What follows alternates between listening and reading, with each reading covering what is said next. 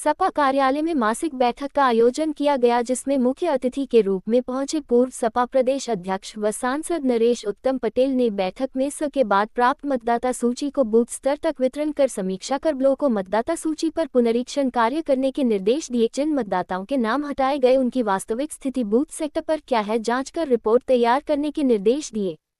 वहीं उन्होंने मीडिया से बात करते हुए कहा कि 2027 की विधानसभा चुनाव से पहले महिला आरक्षण को भाजपा लागू करे। उन्होंने कहा कि 2027 में पूर्ण बहुमत से सपा की सरकार बन रही है।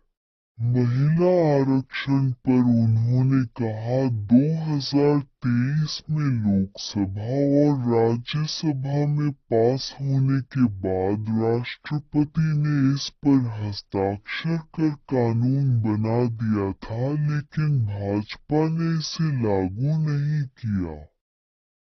वहीं बंगाल चुनाव को लेकर उन्होंने कहा, हमारी पार्टी ने वहां पर चुनाव नहीं लड़ा, लेकिन ममता बनर्जी पूर्ण बहुमत से बंगाल में अपनी सरकार बना रही है। बैठक कार्यक्रम की अध्यक्षता सपा जिला अध्यक्ष सुरेंद्र प्रताप सिंह और संचालन जिला महासचिव चौधरी मंजर यार ने किया। बैठक में प्रमुख रूप से संतोष द्विवेदी, नगर पालिका चेयरमैन राजकुमार मौर्य, वलीउल्लाह, दलजीत निषाद, वीरेंद्र सिंह यादव, राम तीरथ परमहंस, संगीता राज पासवान, रतन रत्नेश पासी, महेंद्र निषाद शाहिद तमाम लोग उपस्थित रहे। जनता के आधार पर मतदाता सूची में निरीक्षण कराकर छूटे हुए मतदाताओं को जोड़ने का काम करेगी और आगामी 2027 में समाजवादी पार्टी पूर्ण बहुमत की माननीय अखिलेश यादव जी के नेतृत्व में सरकार पूरी तरीके से कानून व्यवस्था ध्वस्त है। हमारा जनपद हो चाहे उत्तर प्रदेश का कोई जनपद हो, अपराध बढ़े हैं, अपराधियों की संख्या बढ़ी है और तरह तरह के अपराध हो रहे हैं। अब तो अपराध हथियारों के अपराध न होकर के साइबर क्राइम हो रहे हैं।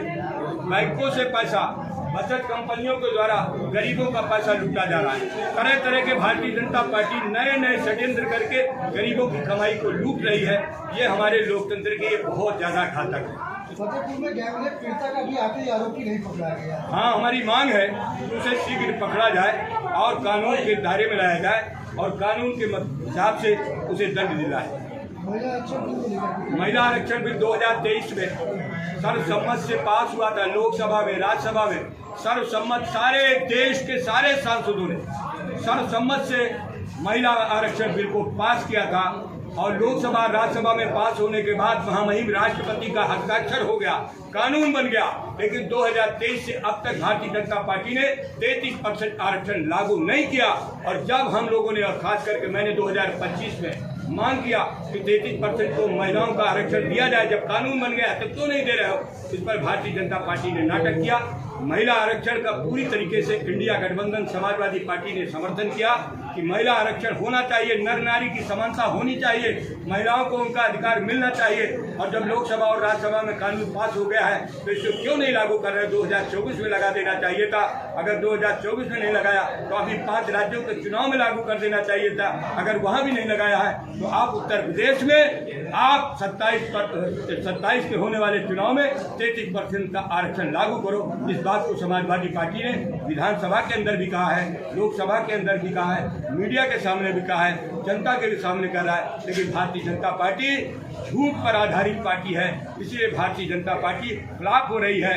उत्तर प्रदेश में 44 सीटें इंडिया गठबंधन जीतकर भारतीय जनता पार्टी को परेशानी में ला दिया है। भारतीय जनता पार्टी इसीलिए चुनाव आयोग को आगे करके मतदाता सूची में हेरफेर करके काम करना चाहती है। इनके मंसूबों को किसी भी तरीके से हमारे जिले की जनता, हमारे प्रदेश की जनता इनके गलत मंसूबों को पूरे नहीं होने देगी। है कि सर्वे में तो ये आ रहा है कि ममता बनर्जी पुनः सरकार बनाने जा रही है। हम तो बंगाल गए नहीं, हमारी पार्टी वहाँ लड़ी नहीं, लेकिन मीडिया आप ही प्रतिशत के माध्यम से हम सुन रहे हैं, समझ रहे हैं, देख रहे हैं कि ममता बनर्जी जी वहाँ पुनः सरकार बनाने जा रही है।